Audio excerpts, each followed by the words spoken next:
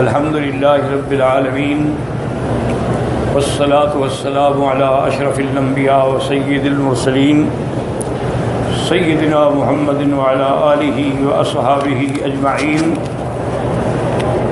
اللهم صل على سيدنا محمد وعلى آل سيدنا محمد كما صليت على إبراهيم وعلى آل إبراهيم في العالمين إنك حميد مجيد. اچھا، اب آپ دیکھیں جناب کہ ایک ڈاکٹر ہیں، وہ ڈاکٹر راشد خلیفہ،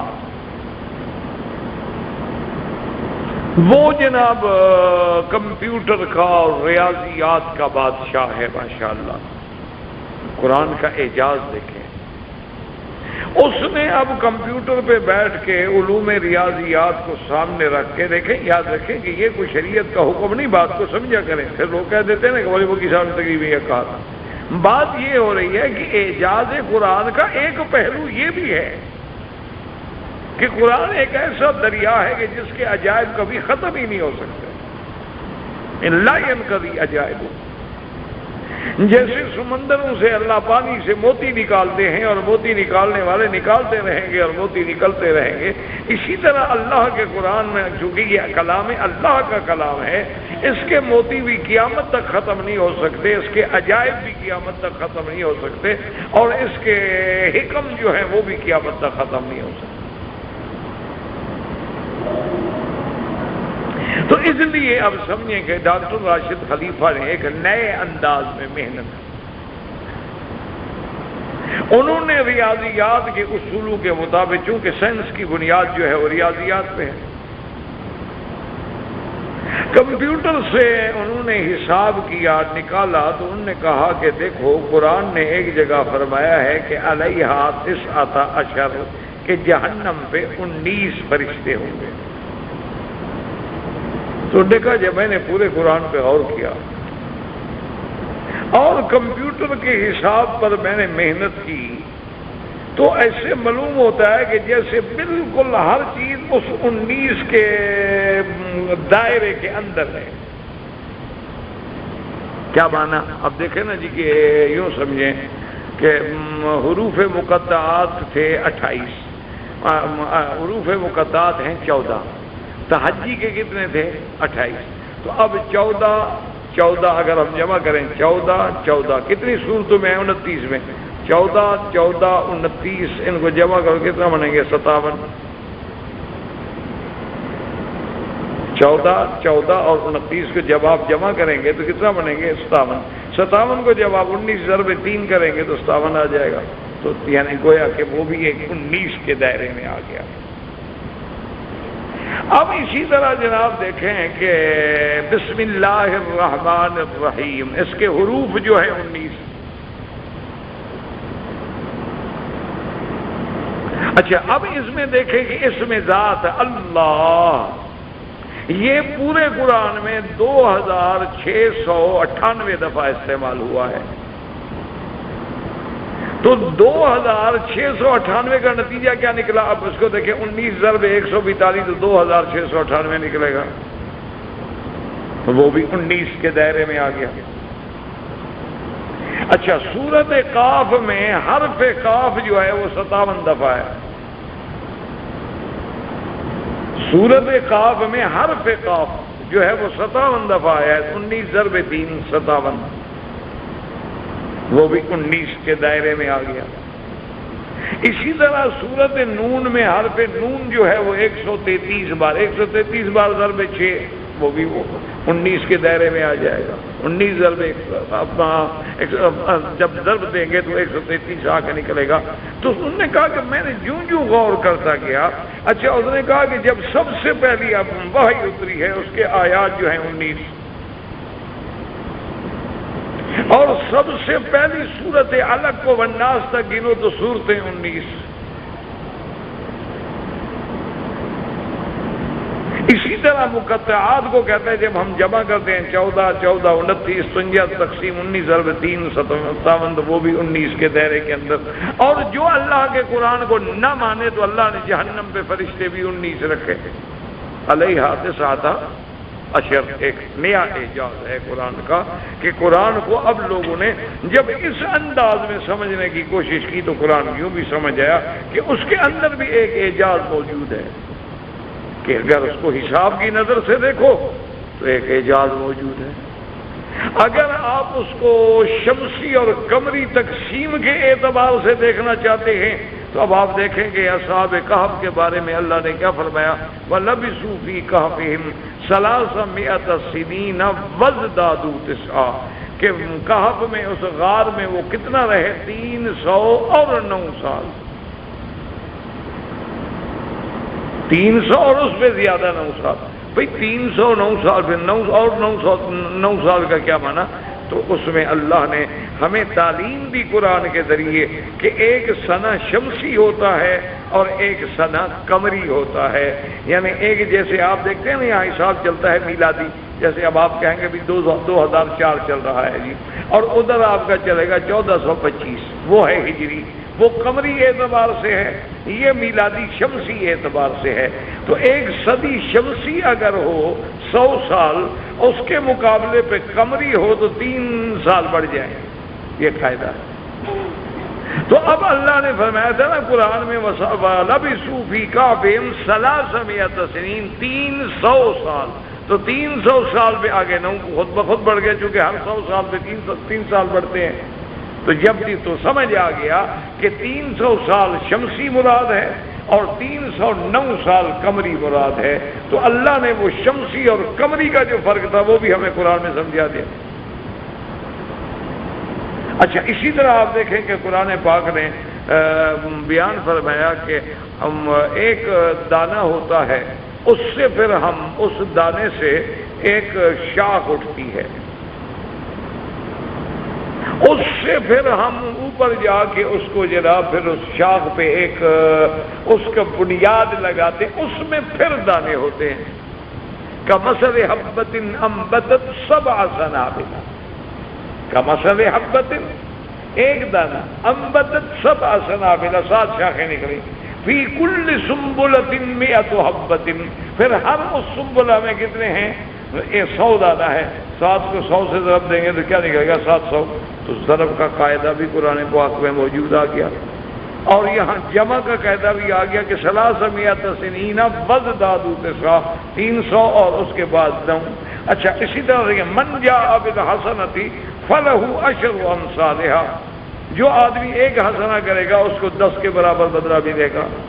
تو یہ ساری چیزیں اب دیکھیں گے اعجاز قرآن ہے، ورنہ جب قرآن اتر رہا تھا ایمان سے کہ کسی کے دماغ میں تھا کہ کمپیوٹر آئے گا؟ ایک بات تو سوچیں کہ جب قرآن اتر رہا ہے محمد رسول اللہ پہ، اس وقت کوئی ریاضی کا تصور تھا کہ ریاضی بھی پڑھائی جائے گی؟ اس وقت کوئی ہمیں یہ تصور بھی ملتا تھا؟ اسی لیے دنیا کا سب سے بڑا گائنیکالوجسٹ ڈاکٹر جو ہے، اس نے جب قرآن میں ترجمہ دیکھا نا کہ پہلے نطفہ ہے، ثم خلقنا النطفۃ علقۃ، اور علقۃ کا معنی ہے جونک کی طرح، جب اس نے پڑھا تو اسی وقت وہ کام کیا، اس نے کہا معلوم ہوتا ہے اللہ کا کلام ہے، ورنہ حضور کے زمانے میں حضور کو کس نے سمجھایا ہے تخلیق کے مراحل کہ پہلے نطفہ ہوتا ہے، پھر علقہ ہوتا ہے، پھر مضغہ ہوتا ہے، اس پہ ہڈیاں پہ گوشت چڑھایا جاتا ہے، ثم انشأناه خلقا آخر، تبارک اللہ احسن الخالقین۔ اس نے کہا کس نے حضور صلی اللہ علیہ وسلم کی بات سمجھے؟ کیا وہاں وہ ہاسپٹل تھی، وہاں ڈاکٹر تھے، وہاں ریسرچ سینٹر تھا، وہاں کتابیں لکھی گئی تھی، وہاں کو الٹرا ساؤنڈ مشینیں لگی ہوئی؟ تو کس نے؟ اس کا معنی ہے کہ یہ اللہ کا کلام ہے اور اللہ نے اپنے نبی کو مطلع کیا۔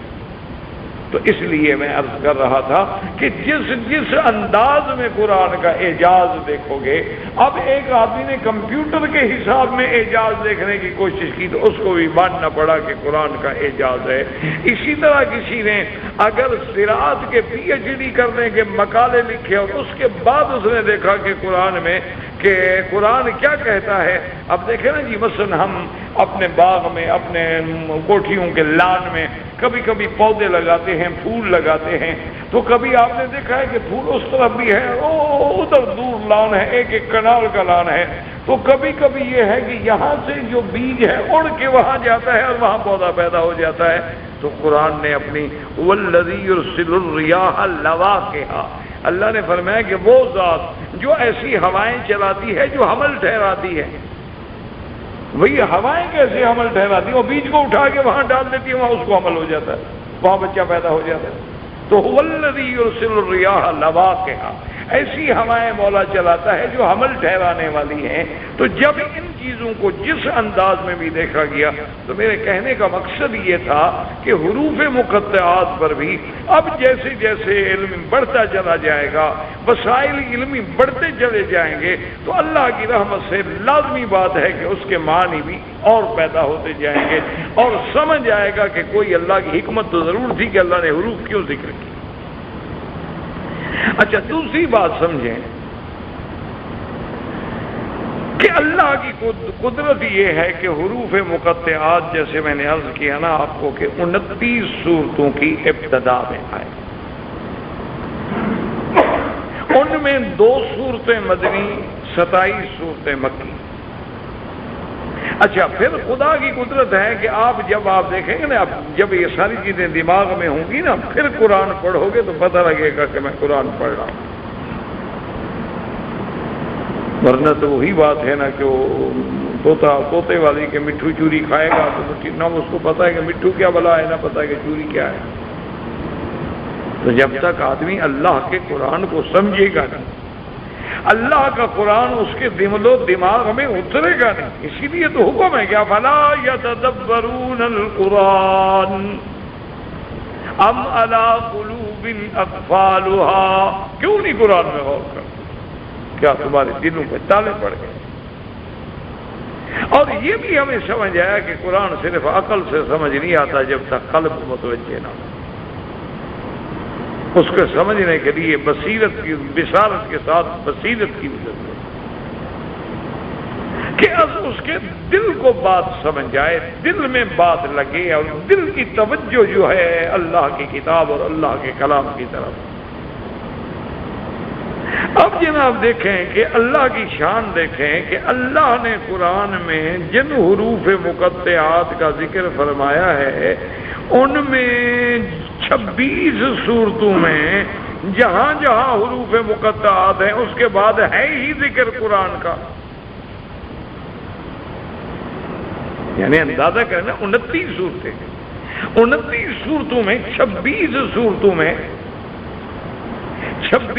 صورتوں میں بعد میں صرف قرآن کا ہی ذکر ہے. مثلا قاف والقرآن المجید، صاد والقرآن ذی الذکر. اسی طرح آپ دیکھیں الف لام میم ذالک الکتاب لا ریب فیہ، تو اس کے فوراً بعد کتاب کا ذکر ہے، قرآن کا. طه ما انزلنا عليك القرآن لتشقى الا تذکرة لمن یخشى. جہاں بھی آپ دیکھیں گے تو حروف مقطعات انہی صورتوں کے بعد ہیں جن کے بعد قرآن کا ذکر ہے. تو اس کی وجہ کیا ہے؟ اس لیے علماء نے فرمایا کہ اس کی وجہ یہی ہے کہ اللہ نے اسی طرف اشارہ فرمایا ہے کہ میرے قرآن میں یہی حروف ہیں، میرا قرآن انہی حروف کے کلمات و جملات سے مرتب ہے، اور میرے قرآن کا یہ اعجاز ہے کہ جب پڑھو گے تو یہی حروف جو ہیں تمہارے سامنے آئیں گے اور ان کا سمجھنا میں تمہارے لیے آسان کر دوں گا. اس لیے بعض علماء کہتے ہیں کہ دراصل ایک قول اور بھی علماء نے نقل فرمایا، وہ کہتے ہیں کہ حقیقت اگر دیکھا جائے تو یہ بھی ایک انداز خطاب ہے جو اللہ نے اپنے نبی کو خطاب کیا. کیوں؟ مثلا وہ کہتے ہیں عرب شاعری میں تھا، وہ کہتے ہیں کہ عرب شاعری میں ہے کہ فَقُلْتُ لَهَا كِفِي فَقَالَتْ كَافٍ. یہ تو زمانہ جاہلیت کی شاعری تھا. اس نے کہا کہ میں نے اپنے محبوبہ سے کہا کہ ٹھہرو. اس نے کہا اچھا کیا ہے؟ کافر. کافر میں نے وقف تو ٹھہر گئی، لیکن کہا صرف کافر. تو مراد کیا تھا وقف تو کہ میں ٹھہر گئی؟ تو نے کہا یہ کلام عرب میں بھی ایسی بات جو ہے استعمال ہوتی تھی. اسی طرح بہت سارے چیزیں جو ہیں نا جی اس میں اشارات و کنایات ہوتے ہیں کہ جیسے ایک ایرانی شاعر، ایران کے بادشاہ کے دربار میں کسی شاعر نے یا بادشاہ نے یا اللہ عالم اس کی زبان سے ایک مصرع نکل گیا کہ در ابلغ در جہاں کسنمی موجود، یا اس قسم کے الفاظ سے، چونکہ میں فارسی سے زیادہ آشنا نہیں ہوں، تو جب پہلا مصرع تو ہو گیا کہ ابھی دنیا میں ابلغ موتی نہیں ہوتا۔ موتی جو ہونا، موتی کا خالص ہونے کا معنی یہی ہوتا ہے نا کہ ایک رنگ ہو، دو رنگا پھر موتی کیا ہوا؟ الباس ہے تو ایک رنگ ہو، اور یا وہ یلو میں ہو یا وائٹ میں ہو، یا اس کے اندر تو اس کی ایک قسم ہو، زمرد ہے اس کا اپنا ایک رنگ ہے، یاقوت ہے اس کا اپنا ایک رنگ ہے، نیلم ہے اس کا اپنا ایک رنگ ہے، فیروزہ ہے اس کا اپنا ایک رنگ ہے، عقیق ہے اس کا اپنا ایک رنگ ہے۔ تو اس لیے اصل جو موتی ہے نا، جو صحیح معنی میں تو ایک رنگا موتی ہوتا ہے، دو رنگا نہیں ہوتا۔ یہ دو رنگے تو پھر مقصد ہے کہ مصنوعی ہوئے نا، دو رنگا تو ویسے انسان بھی کچھ نہیں ہوتا نا، انسان بھی وہی اچھا ہوتا ہے نا جی ایک رنگا ہو۔ دو رنگے کو تو آپ کیا کہیں گے؟ منافق آدمی ہے جی، جس کے ساتھ بیٹھتے ہے اس کے ساتھ جڑ جاتا ہے، تو حالانکہ اس کی کوئی قیمت نہیں ہوتی۔ مذبذبین بین ذالک لا الہ الا ولا الہ الا۔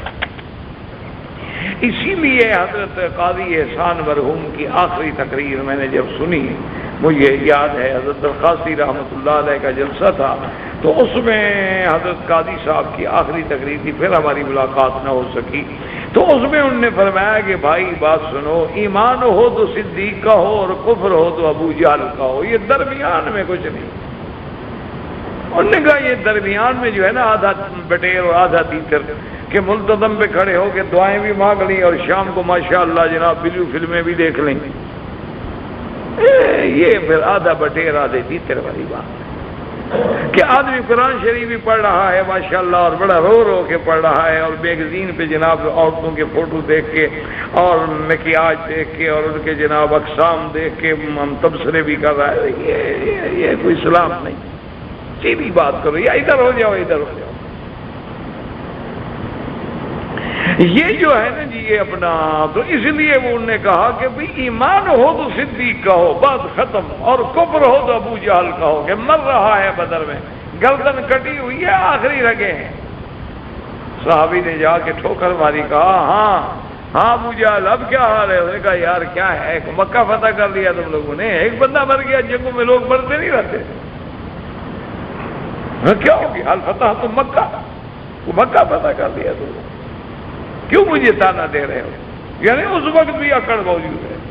عبداللہ ابن مسعود رضی اللہ تعالیٰ عنہ نے جو اپنی تلوار نکالی نا گردن کاٹنے کے لیے، تو کہتا ہے یار وائے الغنم، وہ بکریوں کے چرانے والے، تیری تلوار سے میری گردن نہیں کٹتی، میری تلوار نکال۔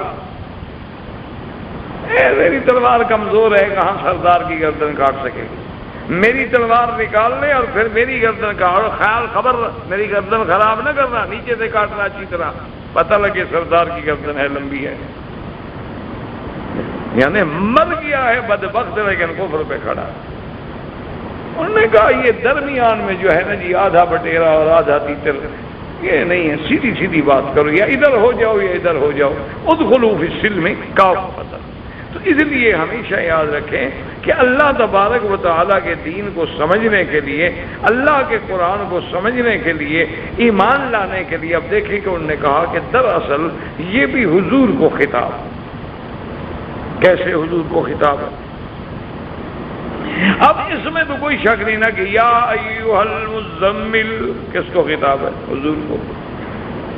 اور مزمل کا کیا معنی؟ کپڑے میں لپٹنے والا۔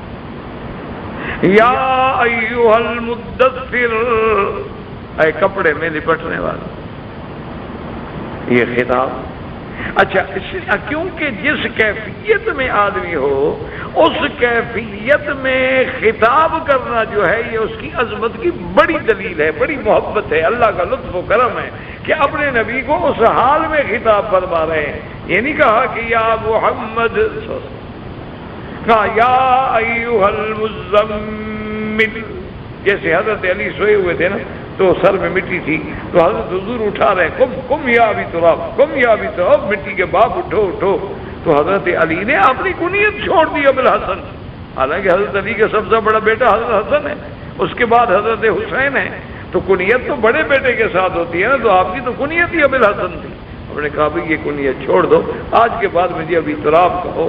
یہ وہ کنیت ہے الذی کنانی رسول اللہ صلی اللہ علیہ وسلم، جو کنیت مجھے حضور صلی اللہ علیہ وسلم نے دی ہے، لہذا میں تو بھئی اب اسی کنیت پہ رہوں گا۔ مجھے وہ کنیت میں جو مزہ آتا ہے، جو لطف آتا ہے، جو پیار آتا ہے، وہ کسی چیز میں سمجھ نہیں آتا۔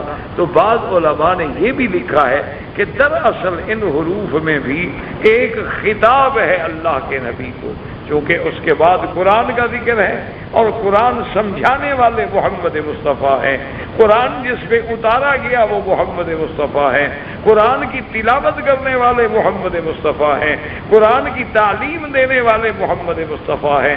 یتلو علیہم آیاتک ویعلمہم الکتاب والحکمۃ ویزکیہم، اس لیے الحمدللہ الذی انزل علی عبدہ الکتاب ولم یجعل لہ عوجا، تو اس لیے وہ قرآن پاک جیسے جنہوں نے سنا تو انہوں نے کہا انا سمعنا قرآنا عجبا یہدی الی الرشد فآمنا بہ ولن نشرک بربنا احدا۔ تو علماء نے فرمایا کہ دراصل ان حروف میں ایک خطاب ہے، ایک انداز خطاب ہے، اور ایک ندا ہے، اور اس میں اللہ نے اپنے نبی محمد الرسول اللہ صلی اللہ علیہ وسلم کو ندا فرمائی ہے۔ اور بعض علماء نے کہا کہ اللہ تبارک و تعالیٰ کی شان ہے کہ کبھی کبھی کلام سے پہلے ایسے حروف لائے جاتے ہیں کہ سامع کی توجہ ہو جائے کہ اس کے بعد کیا کہے گا۔ کسی کے ساتھ آپ نے بات کرنی ہو تو آپ اس سے پہلے یعنی آپ دیکھیں نا کہ جس کو آپ آج کل کہتے ہیں کولڈ ورڈز ہیں، تو پھر وہ توجہ ہوگی۔ تو جب ایک نئی چیز آئے گی، جو کہ عرب تھے، فصیح تھے، بلیغ تھے، ادیب تھے، وہ سمجھتے تھے ان بلاغتوں کی نزاکتوں کو، ورنہ اگر خدا نہ خواستہ حروف مقطعات کا کوئی فائدہ نہ ہوتا تو سب سے پہلے چیخنے والے تو عرب ہوتے جو قرآن کے دشمن تھے، جو قرآن پر ایمان نہیں لے آئے۔ سب سے پہلے تو وہ چیختے کہ یہ حروف کا کیا معنی ہے، اس کا کیا مقصد ہے، الف لام میم کا کیا مراد ہے۔ اس لیے بعض علماء نے فرمایا کہ دراصل شعراء عرب میں اور عرب کی شاعری میں اور اسی طرح عرب کے ادباء کے کلام میں ایسی کلام بھی ہمیں ملتے ہیں کہ جہاں صرف حروف سے اشارے کیے گئے ہیں کہ ایک حرف ہے، لیکن اس سے مراد جو ہے وہ آگے پوری کی پوری عبارت مراد ہوتی ہے۔ اب جیسے آپ دیکھتے ہیں نا جی، اب مثلاً کہ بڑے بڑے اب جو نئے نئے طریقہ کار آ گئے ہیں علوم کے، کہ وہاں ایک حرف ہوتا ہے لیکن اس سے مراد آگے کیا چیز ہوتی ہے۔ دیکھا نہیں کہ پوری ورلڈ کا نقشہ آپ دیکھتے ہیں تو ایک علامت ہے، یہ کیا بھائی، یہ دریاؤں کی علامت۔ اچھا یہ کیا ہے، انہوں نے کہا جی یہ سڑک کی علامت۔ اچھا یہ کیا ہے، انہوں نے کہا جی یہ بحر احمر مراد ہے۔ یہ کیا ہے، یہ بحر عرب مراد ہے۔ یہ کیا ہے جی، انہوں نے کہا ہے بحر الکاہل مراد ہے۔ اچھا یہ کیا ہے جی، انہوں نے کہا صرف شمال مراد ہے۔ یہ کیا ہے جی، انہوں نے کہا جنوب مراد۔ ایک چھوٹی سی جگہ پر پورے عالم کا نقشہ دے دینا تو وہ کیسے ہوتا ہے، اس لیے کہ علامات ہیں۔ تو بعض علماء نے فرمایا کہ دراصل یہ ساری چیزیں جو ہیں ان کا تعلق، ان حروف کا تعلق جو ہے اللہ کے رسول سے ہے، اور ان کا تعلق جو ہے وہ اللہ کی کتاب سے ہے۔ اب گویا کہ یہ حروف جو ہیں ایک ندا ہیں، ایک حضور صلی اللہ علیہ وسلم کے اسم کی طرف ان کا خطاب ہے، لیکن راج اقوال اسی لیے علماء نے جو آسان حل نکالا ہے وہ یہی ہے کہ مومن کے لیے اتنا کافی ہے کہ اللہ اعلم بمرادہ۔ اچھا بعض علماء نے ایک اور عجیب بات کی، انہوں نے کہا کہ ایمان بالغیب جو ہے وہ بڑی بات ہے، ایمان بالغیب جو ہے وہ تو بڑی چیز ہے۔ اسی لیے آپ دیکھیں کہ قرآن مقدس کے سورۃ البقرہ میں کہ الذین یؤمنون بالغیب وَيَقِيمُونَ الصَّلَاةَ وَمِمَّا رَزَقْنَاهُمْ يُنْفِقُونَ، یؤمنون بالغیب، بن دیکھا ایمان۔ اب دیکھو نا، ہم نے خدا کو نہیں دیکھا لیکن ہمارا ایمان۔ اچھا ہم نے جنت نہیں دیکھی، ہم نے جہنم نہیں دیکھی، ہم نے عرش نہیں دیکھا، ہم نے کرسی نہیں دیکھی، ہم نے لوح محفوظ نہیں دیکھا، ہم نے سدرۃ المنتہا نہیں دیکھا، ہم نے ملائکہ نہیں دیکھے، ہم نے غلمان نہیں دیکھے، ہم نے حور عین نہیں دیکھے۔ او کتنی اللہ کی نعمتیں ہیں جو ہم نے نہیں دیکھی لیکن ہمارا ایمان ہے۔ کیونکہ یہی ایمان بالغیب ہے کہ جب حضور صلی اللہ علیہ وسلم نے فرما دیا تو ہم اس پر ایمان لے آئے. جیسے کہ کسی نے کہا تھا کہ بن دیکھے تجھ کو خدا مان لیا ہے، دیکھنے والے کا کہاں مان لیا ہے، بس ہم نے تو نہیں دیکھا، لیکن حضور نے فرمایا ہمارا ایمان. تو اب جناب بات کو سمجھیں تو انہوں نے کہا کہ ایمان بالغیب جو ہے یہ بہت بڑی صفت ہے. حتیٰ کہ ایک دفعہ حدیث میں آتا ہے حضور نے فرمایا کہ میری تمنا ہے کہ میں اپنے بھائیوں کو دیکھتا. بہت بڑی بات ہے بھائیوں کو. تو صحابہ نے کہا یا رسول اللہ ہم آپ کے بھائی نہیں. فرمایا نہیں آپ تو میرے صحابہ ہیں، اصحابی، انتم اصحابی، تم تو میرے صحابہ ہو.